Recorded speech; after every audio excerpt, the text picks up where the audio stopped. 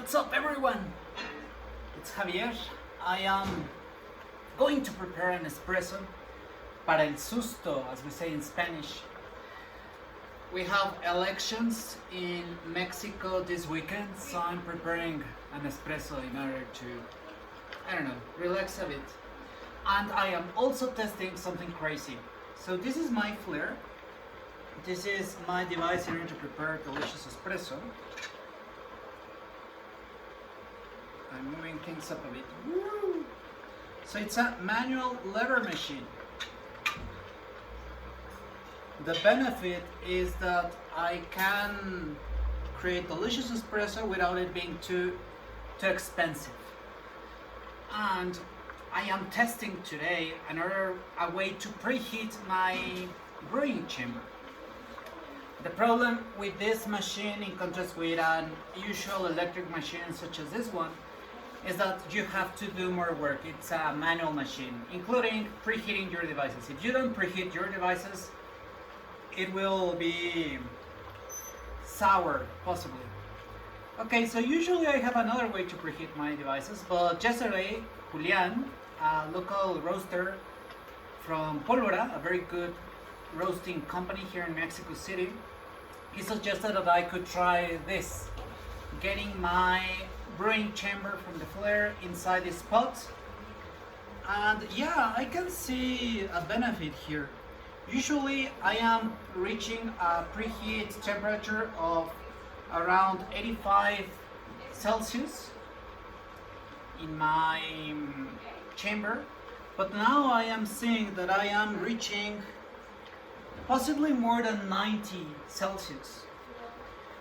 Supposedly, if I get a better, higher brewing temperature, I can get a more delicious flavor. So we're going to test that. I am getting a video as evidence that, yeah, we are with good temperature here. Okay, so let's prepare an espresso. I have my beans here, let's grind them. I specifically want to understand what's the benefit of this grind size, of this temperature. So I will make a straight espresso.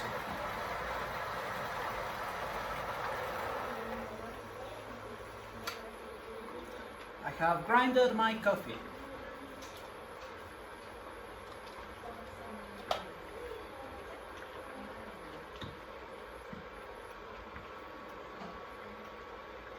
This is my portafilter. It was also pre-warmed. It's not as pre-warmed as that because it's going to be a hassle getting that out of the pot. You'll see. So I want to make it not as impossible. Okay. I am setting up things. I have to make it fairly quickly to keep the temperature. Let's move this out of the way so you guys can see. Okay. And I am kind of scared of that bubbling just next to me because the water is boiling. But let's do it for the flavor. Alright, so some mild DWT.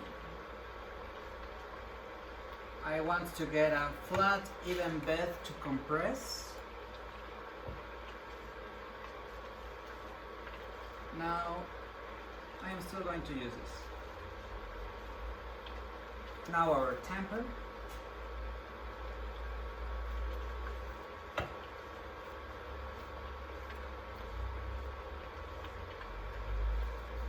So we get an even flat bed. I'm not sure if you guys can see it.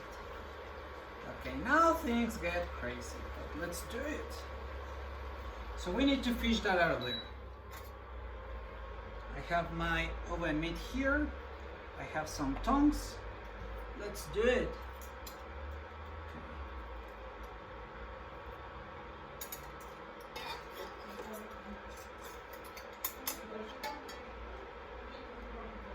We did it! Woo! Okay. Still, things have to go fast. I have to dry this. I have done it. It's so impressive that every moment that this is outside of the water, it's losing temperature rapidly. Okay, so this was the big brewing chamber that we preheated. I am setting this here. It doesn't indicate anymore the 90s. We do need a glass, right? And I also need a glass for the waste. Okay. So here comes our boiling water.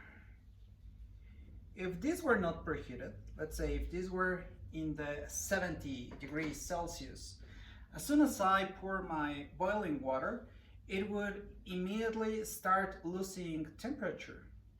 So by preheating this, I will be able to prepare my coffee at the temperature. All right, so we begin.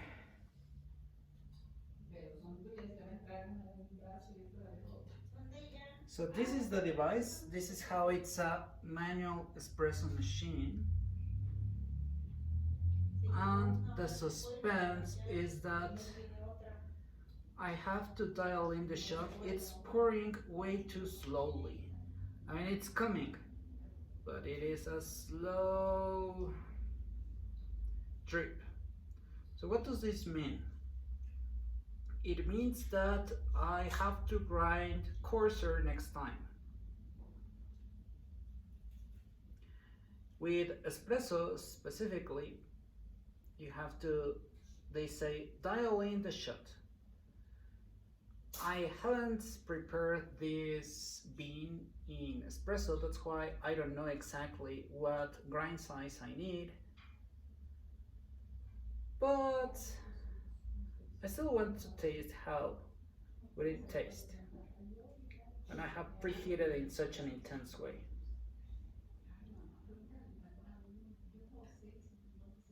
Okay, we're getting there. We want a ratio of 1 to 2. So 15 grams of coffee, and now we have our 30 grams of espresso. Woo! You can see it here. Yeah, it's my calaca, my skull. But the important thing is, how does it taste? Does having a nuclear weapon next to me worth it? Is it worth it? Let's see. Okay.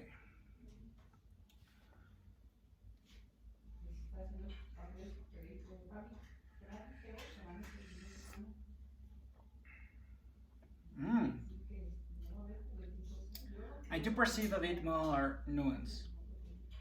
So usually, how would I preheat my coffee?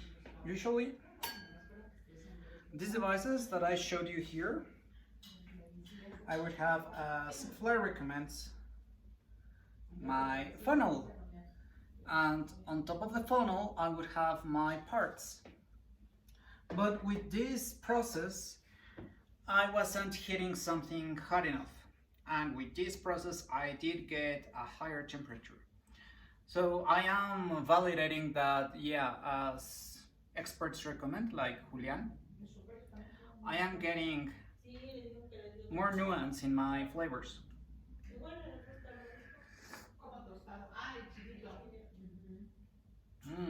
Yeah, I can distinguish layers of taste. As I described, sadly, my shots ran too long. So this impacts the taste. I am getting more bitterness since I extracted more out of my bean. But it is a flavorful, delicious shot still.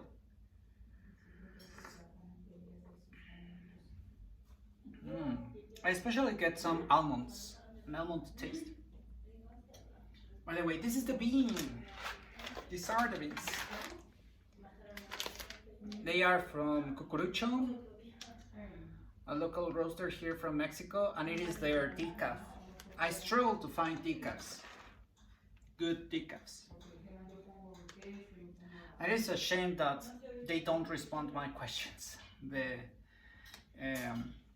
Cucurucho guys. They sometimes, like only one question, have responded. Sadly, it is somewhat common here in the coffee scene in Mexico. I want to know many things about their bean, about how they recommend preparing it. That's why my favorites are Kumo. Shout out to Kumo. They are the best because they're very accessible, they help you a lot, and their beans are very delicious. And also Pólvora and Julian, his team. Their beans are delicious, and they even give classes when you buy beans from them. And they're very, very delicious. Both of them here from Mexico City.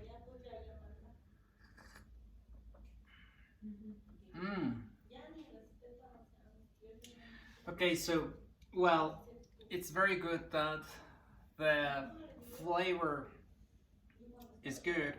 The question is this worthwhile? I'm not sure. It is far easier to preheat with my kettle, like I showed before. So maybe I want to do this. I'll see. I would have to dial in properly a shot and then make a test like this and possibly compare a shot that was preheated, the brew chamber like this and another like that, because this is a hassle really. And I usually like to use my induction stove to heat my milk to create a flat white for my girlfriend, for Berenice.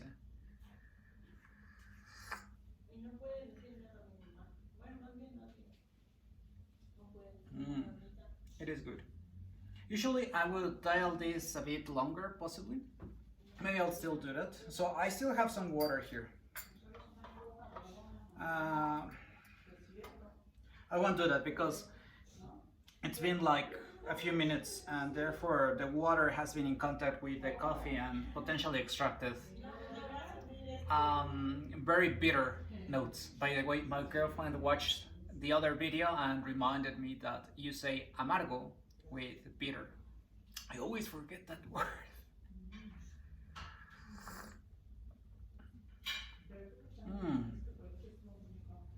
It is very flavorful. It could be that this is worth it. Maybe I could get a bigger plate so that it is easier to get the brewing chamber out of here. Right now it's too close.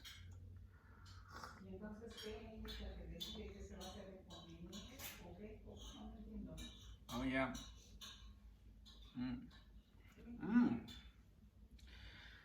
Another thing is that supposedly it is easier to distinguish notes. For me, it's certain once the coffee cools down a bit. Unfortunately, even if it cools down like it's doing at the moment, you still get better flavors because you were able to extract using your water close to the 93 degrees. That is the limit here in Mexico City before it evaporates, by preheating thoroughly your brewing chamber.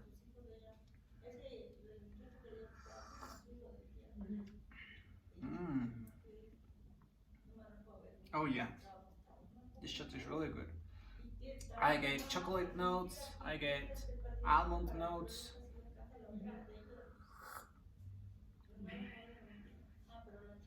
So usually the problem for me, like I mentioned, is that I was getting some acidity that I didn't enjoy, and it has disappeared.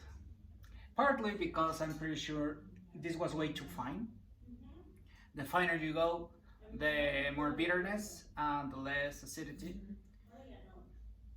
But I believe that also part of the acidity was because I wasn't preheating as much my brewing, my water reservoir.